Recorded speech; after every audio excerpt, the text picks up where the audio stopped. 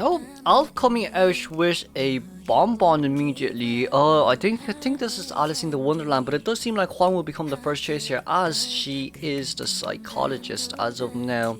The team comp currently is a mercenary, psychologist, antiquarian, and of course a mechanic. Very similar to last game. Honestly, very similar to last game right here.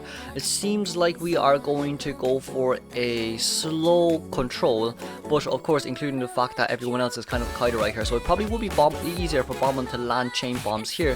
With Huang here having like a movement speed boost through the pallet right there, but sadly didn't create that much of a distance between himself and the hunter.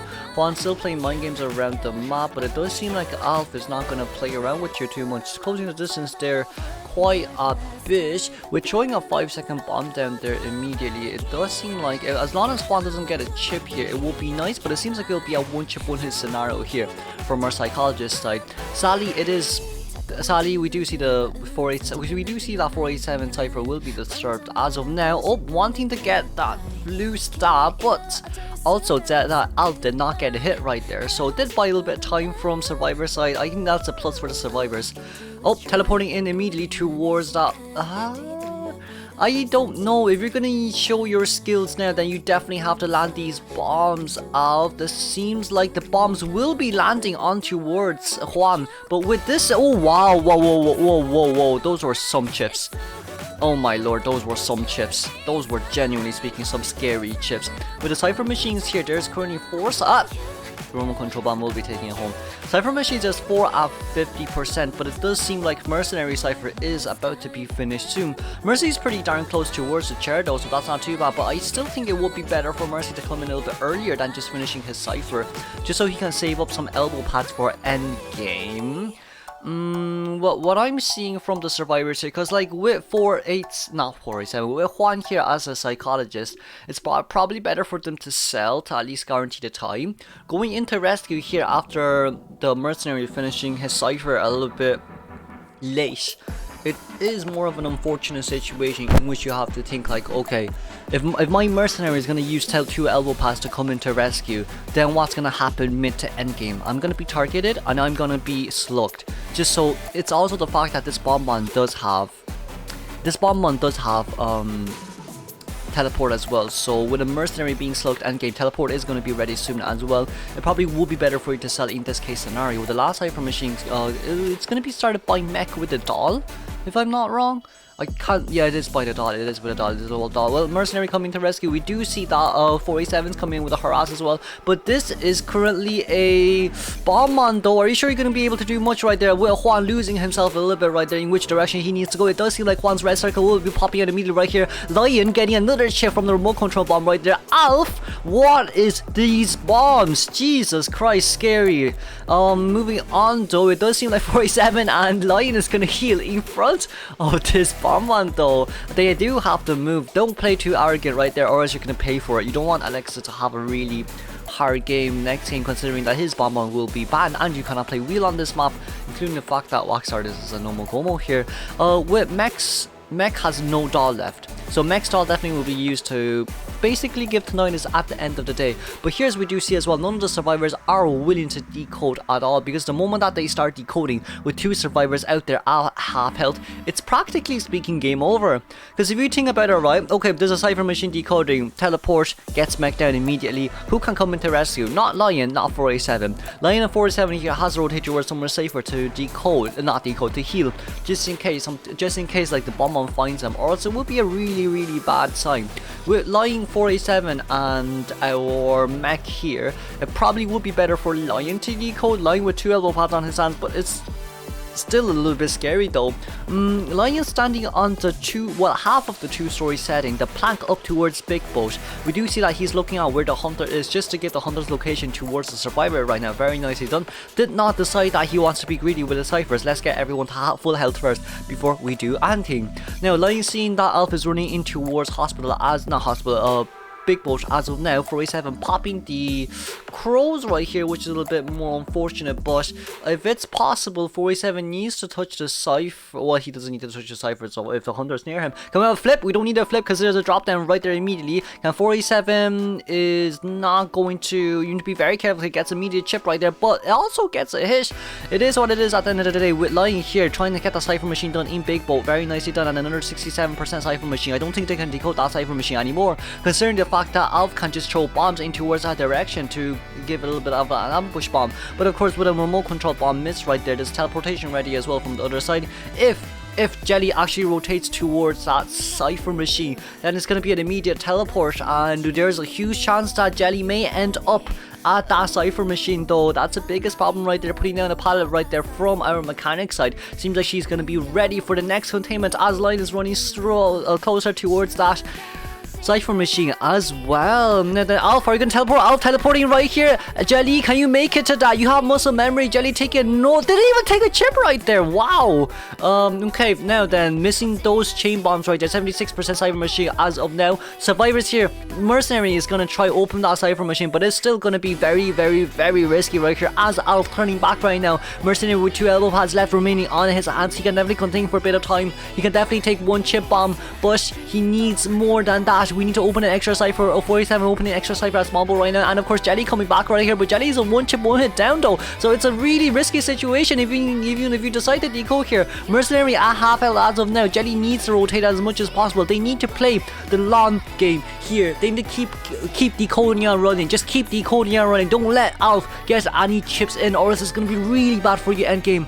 With 487 here decoding that cipher safely but surely, even though he's 1 chip down, that's okay, because Alf has to, I need to drink my saliva. Because Alf has to control the cipher no matter what. It is at 87%, and of course Alf using that teleport right there, which allows 47 to decode a cipher for free for 90 seconds. 90 seconds is more than enough for the cipher machine to be primed, as there's only 25 seconds left on towards this teleportation from outside. Alf, what are you gonna do as of now? Alf wanting to get that teleportation out, but missing the chain bombs once again. Jelly with those sharp side steps, very nicely done. But can Mercenary get an item for Jelly though, I wonder, or are we gonna go straight towards the exit gate? It seems like we're gonna run straight towards the exit gate instead of immediately popping the cipher right there. For Jelly at max health is able to take 2 chips, and of course having that Windows speed boost ready in 5 seconds going up towards Big Bull right now. If Jelly falls down right here, he's not gonna be able to get that Windows speed boost. Teleporting here immediately. There's a lion nearby though. Are you really gonna chase after a lion with 2 elbow pads? Even though 1 has been consumed, there is still another one. There is the dungeon on the other side as well, but sadly the survivors isn't at the exit gate. Dungeon here being near and close towards double 11. Does seem like Lion will be taking that chip right there, even though he is at half health. That's okay, as long as he takes chips it does not matter. It does not matter. As long as he takes chips it does not matter. Alf here does not have enough time to go towards the exit gate. The exit gate will be decoded right now. Sadly that remote control bomb couldn't bring the lion home line towards his chair, and of course with other exit gate at 50%, it does seem like it'll become a tie game for this one.